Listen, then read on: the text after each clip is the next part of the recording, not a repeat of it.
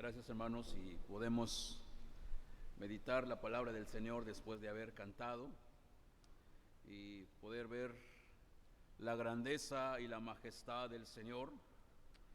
Y esta semana es una semana importante para la vida de la iglesia. En nuestra forma litúrgica en todo el mundo celebramos la Semana Santa. Y como iglesia hemos titulado nuestro tema general de la semana, Camino a la Restauración, siguiendo nuestra temática del mes, la gracia de Dios restaura.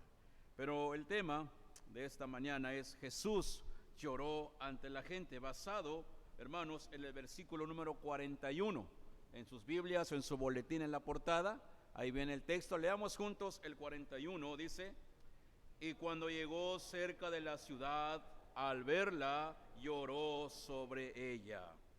¿Por qué lloró Jesús al ver la ciudad, al ver la gente? Lo vamos a ver en unos minutos. Recuerdo hace unos poquitos años atrás, cuando un servidor estaba en México trabajando, visitaba a mis padres de manera sorpresiva. No les decía, oye papá, mañana, pasado, un mes, en una semana voy a verlos, ¿verdad? No, cualquier noche, fines de semana, digo, voy a ver a mis papás, y les caía de sorpresa en la madrugada. Digo, viajaba 8 horas en autobús y otra hora para la casa, y entonces se quedaban sorprendidos. Alegría, ¿verdad? Hoy, pero a la vez tristeza. Pero ¿por qué no nos avisaste? Hubiéramos preparado algo para comer. Y le digo, no, es que me gusta sorprenderlos, ¿verdad? Su hijo les caía de sorpresa y quedaban contentos. Pero resulta que al siguiente día su hijo se tenía que regresar. Por eso los frecuentaba constantemente. Nos gustan las sorpresas, ¿sí o no, hermanos? Depende de qué sorpresa sea, ¿verdad? Y un día, en Jerusalén, hermanos, también hubo una sorpresa cuando vieron a un Jesús montado en un pollino, dice la palabra, en un asno, un día domingo como hoy. Al entrar a Jerusalén, la gente lo recibía con gozo, pero la sorpresa fue de que vieron entrar en un burro. Jesús nunca usaba un burro, siempre caminaba kilómetros con sus discípulos. Pero llega a Jerusalén, la gente lo recibe y la gente comienza a gritar, Hosana, Hosana.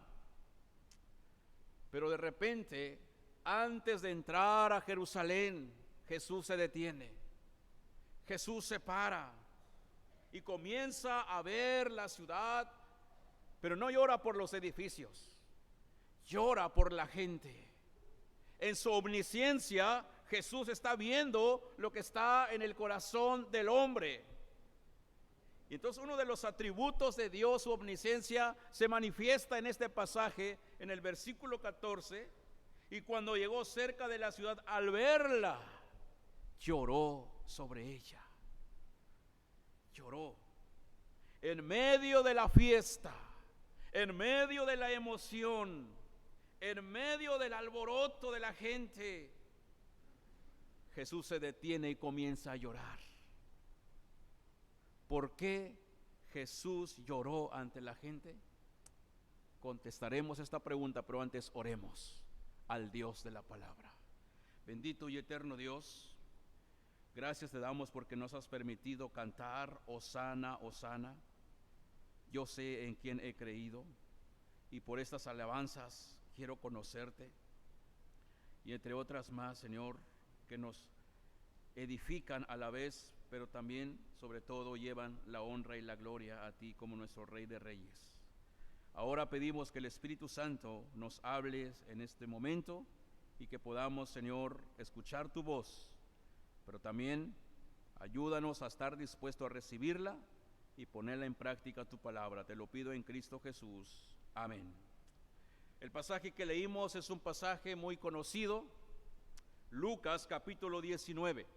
Jesús va rumbo a Jerusalén Estando en Jericó, dice la Escritura, acaba de estar con Zaqueo. Recuerdan el diálogo, la conversión de Zaqueo. Sigue su camino, y el versículo 28, donde empezamos leyendo, dice: dicho esto, iba delante subiendo a Jerusalén. Iba delante.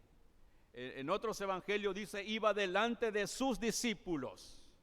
Pero esta frase, iba delante, en el griego es: Jesús iba solo a unos metros, dejó a sus discípulos atrás porque Jesús iba reflexionando.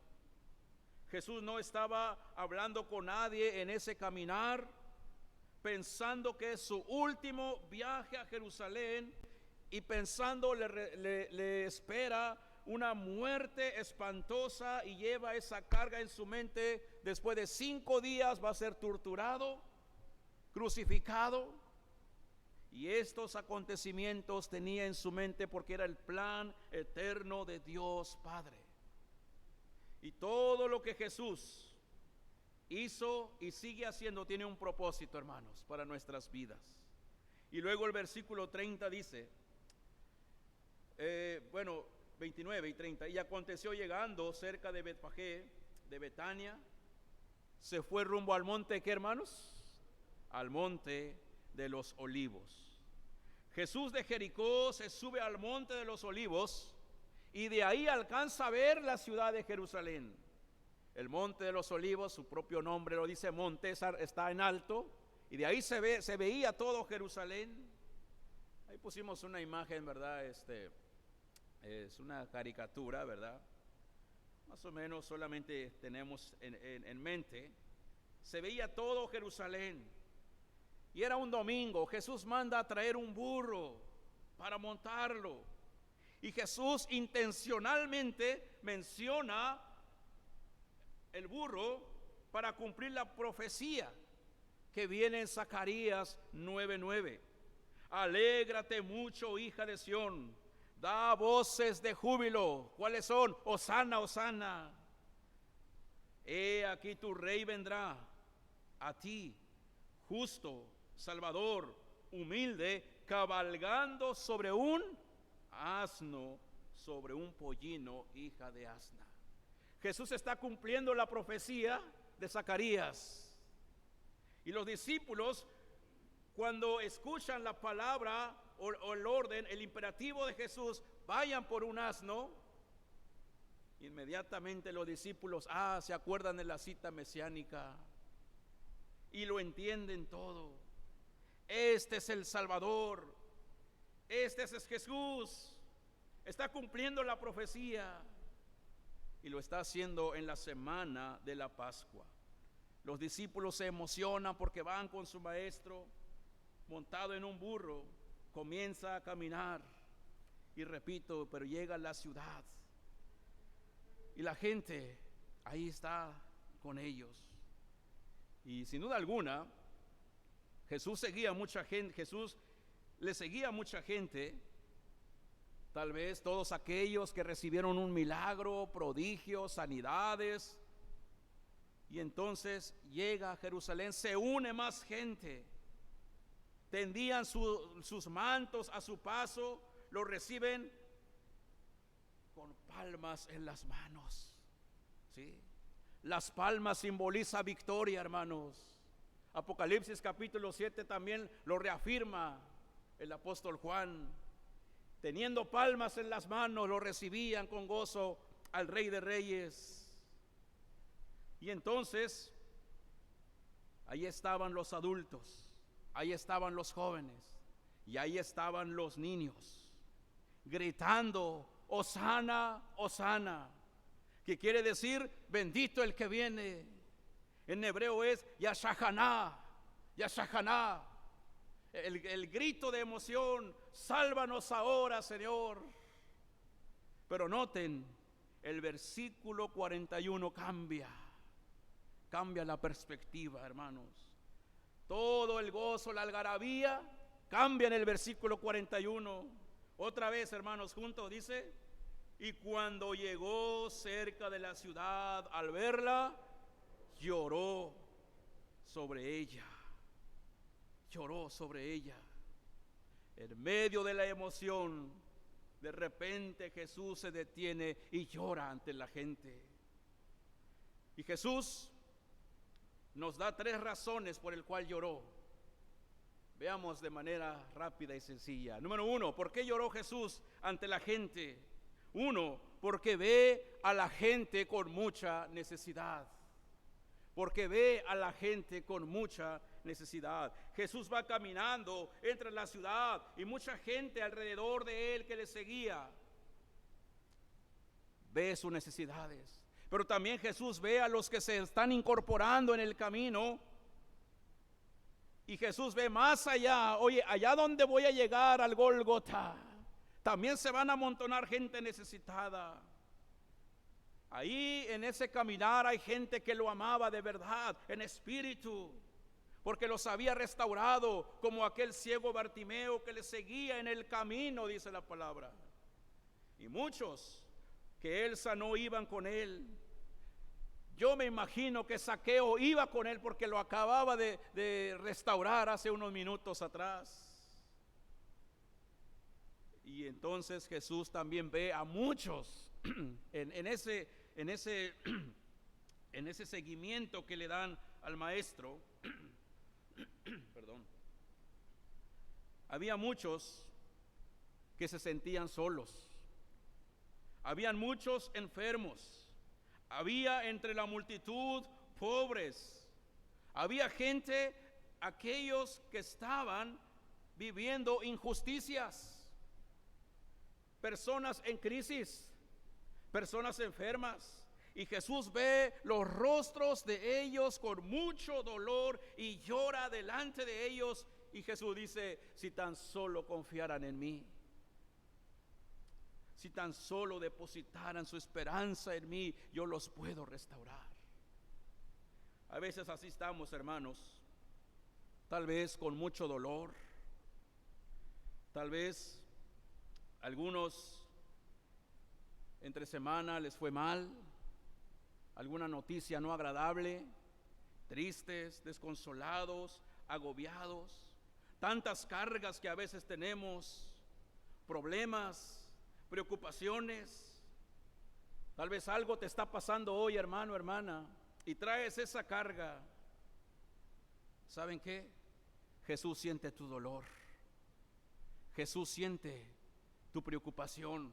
¿Por qué? Porque Él vivió en la tierra y humanamente también sufrió, hermanos. Humanamente también sintió dolor, angustias. Tal vez hay crisis económica, hay deudas que no se han podido cubrir y eso nos preocupa. El dinero no alcanza, problemas de salud, hay sufrimiento, dolor. Jesús también lo siente, hermanos. Así como en los tiempos de Jesús, en la entrada triunfal, había niños con palmas en las manos, ¿verdad? Gritando, Hosana, sálvanos ahora. Tal vez hoy gente está aquí diciendo, Señor, sáname, sálvame de este problema que tengo. Jesús ve cómo los papás están sufriendo de algunos niños en ese tiempo, en esa época que tal vez estaban enfermos. Recordemos que había niños jovencitos. Había una niña que Jesús la resucitó porque murió.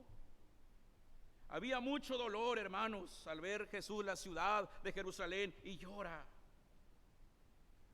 Hoy hay niños también, hermanos, que están enfermos. Hay niños internados en los hospitales. Y como papás, Jesús ve cómo los papás sufren. Algunos niños son huérfanos y Jesús lo siente.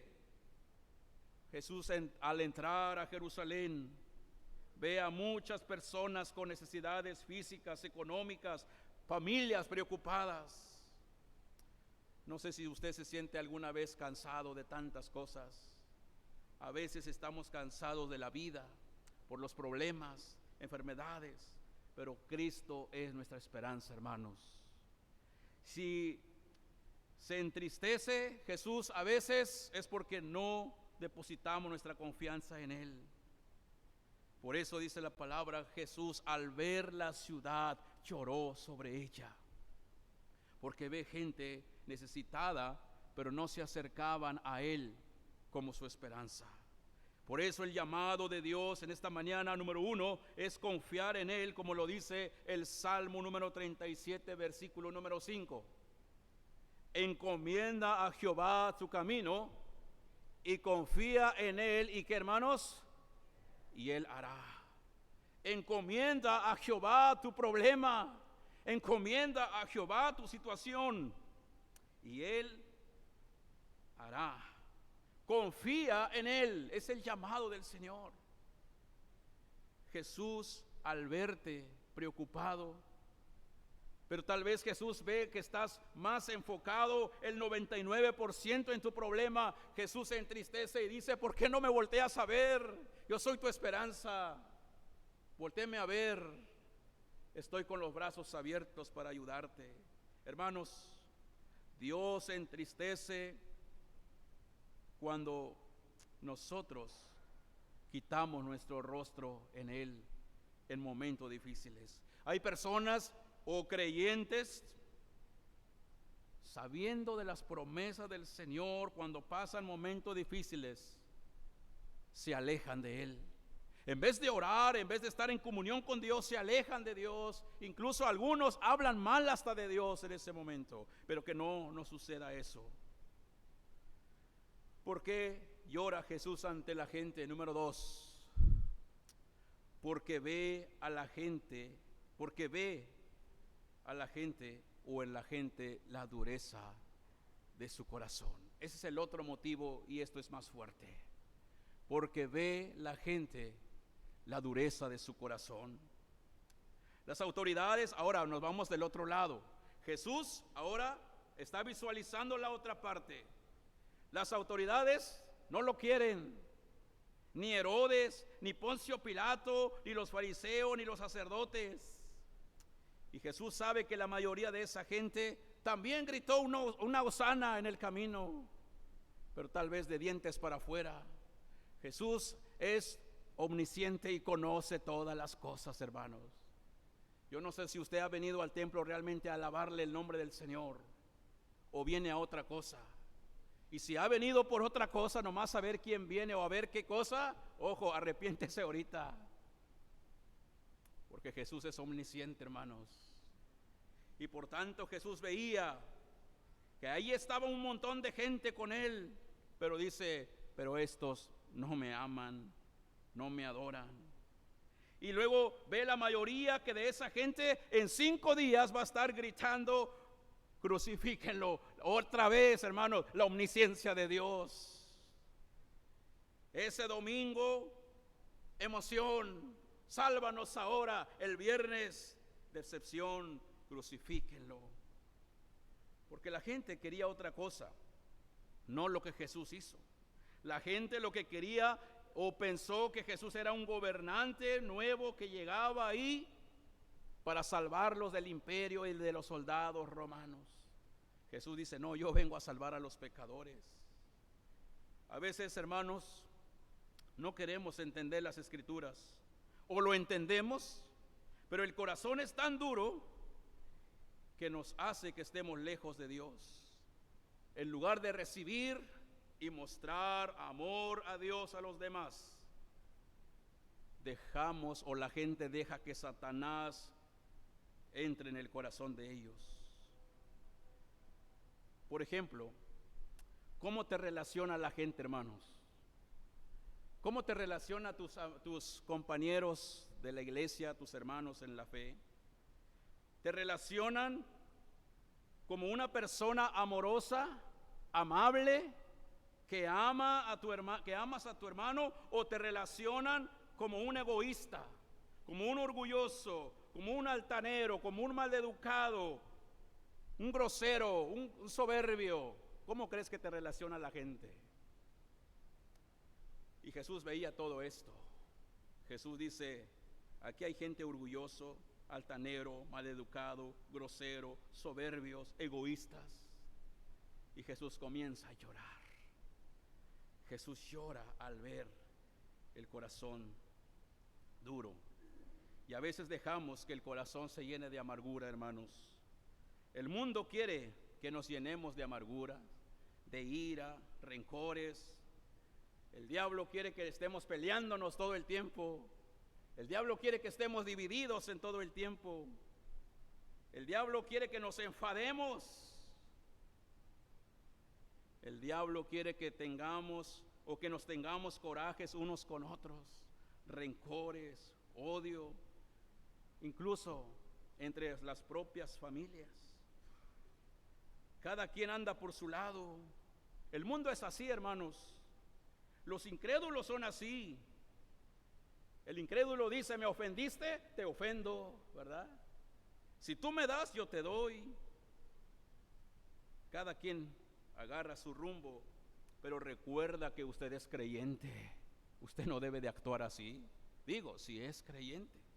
¿Por qué? Porque la Biblia dice: el que anda en pecado, el que anda en tinieblas, aunque se diga creyente, dice el apóstol Juan, no lo es. No lo es, hermanos. Hay personas que viven hablando mal del hermano, de la hermana, criticando al hermano, y siempre tendrán motivos para hablar mal. Aunque haga algo bueno, siempre lo van a criticar, pero se dicen creyentes. Por eso o por ese motivo, dice el Señor, llora Jesús. Y eso es un problema grave. Diciéndonos creyentes y estamos hablando mal o criticando. Jesús tendría muchos motivos para decir: no voy a amar a la iglesia porque no me aman. Mas sin embargo Jesús nos amó. Su mirada estaba en el Gólgota cuando entra en Jerusalén. Tenemos que tener cuidado, hermanos. El que aborrece a su hermano está o anda en tinieblas, porque el aborrecer no viene de Dios. Primera de Juan 2, 9 y 11. Vamos a leerlo, a ver si ahí está en la pantalla. Todos juntos, hermanos, del 9 al 11. Dice: el que dice y aborrece a su hermano está todavía en tinieblas. El que ama a su hermano permanece en la luz, y en él no hay tropiezo. Pero el que aborrece a su hermano está en tinieblas, y anda en tinieblas, y no sabe a dónde va, porque las tinieblas le han cegado los ojos. Miren, el apóstol Juan es claro, hermano. La frase, cuando dice el que dice está en luz, significa el que se dice creyente, ¿sí? Pero aborrece a su hermano, no es creyente, dice Juan. Y esa es palabra de Dios, hermanos. Una persona puede asistir a todos los cultos, puede orar 15, 30 veces al día, puede ofrendar una gran cantidad de dinero, puede saber textos bíblicos de memoria, saber mucho teología, pero si no ama a su hermano, no es creyente, dice Juan. Así de sencillo, punto y final. No es creyente. Y Jesús ve la dureza del corazón, y al ver la ciudad llora, porque ve corazones duros. Versículo 42, miren qué dice en su Biblia, todos juntos. Al ver, lloró sobre ella, ¿y qué dice? Diciendo: oh, si también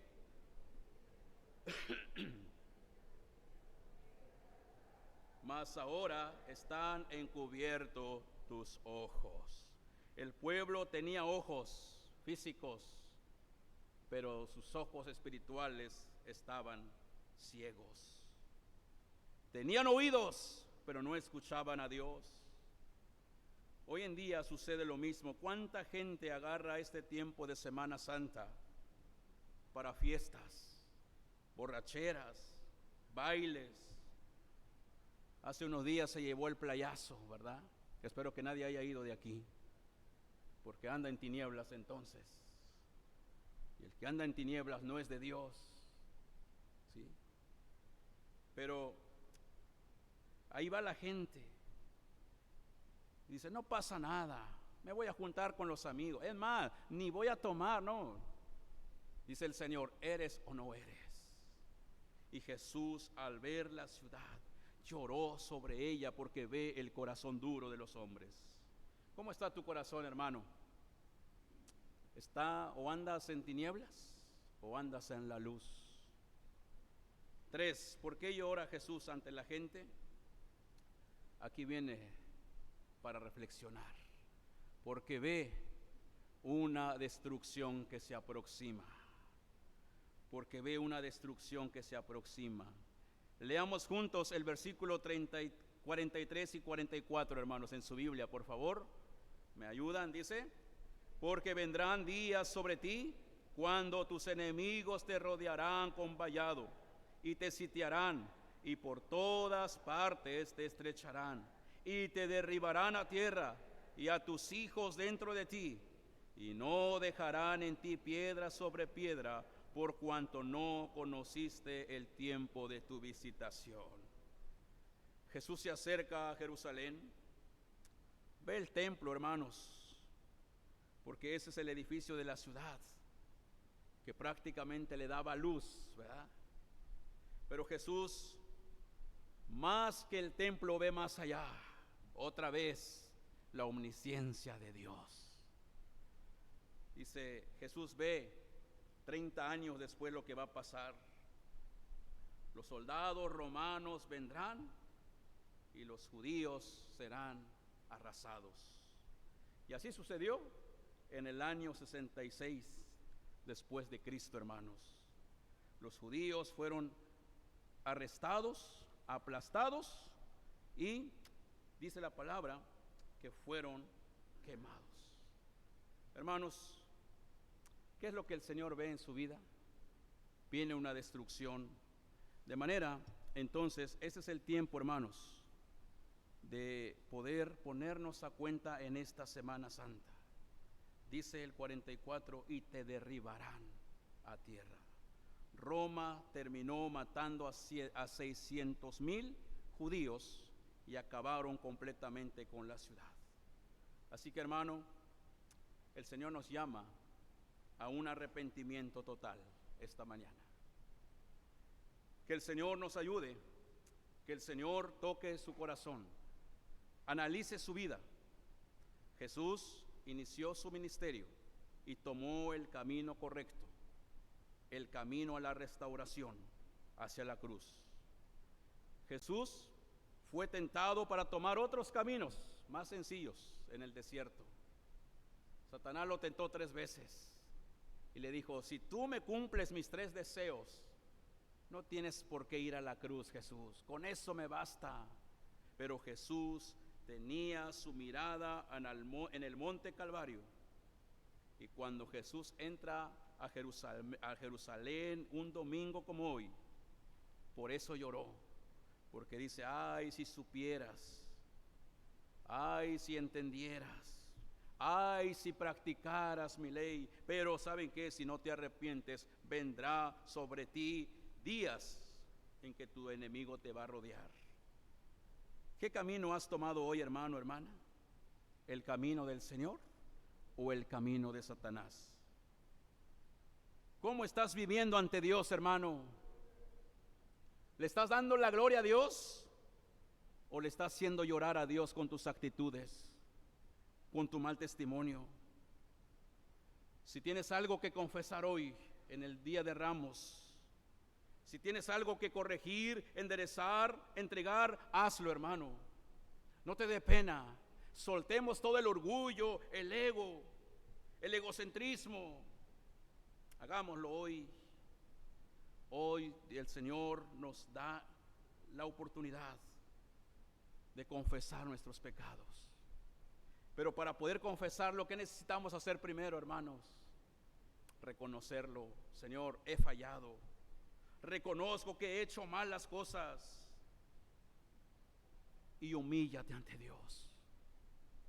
Jesús, al ver las iglesias que viven en hipocresía, llora, hermanos, se entristece. Y Pablo le dice a la iglesia de Éfeso, no contristéis a quién, hermanos, a la tercera persona de la Trinidad. No contristéis al Espíritu. Y eso es lo que a veces hacemos con nuestras actitudes, acciones. Pero hoy es el día de la restauración, hermanos. El camino que Jesús tomó era su mirada puesta en el monte Calvario. Así que hoy es el día de arrepentimiento, hermanos. No lo dejes pasar más tiempo. Reconoce tu pecado. Y entonces el Señor te restaurará.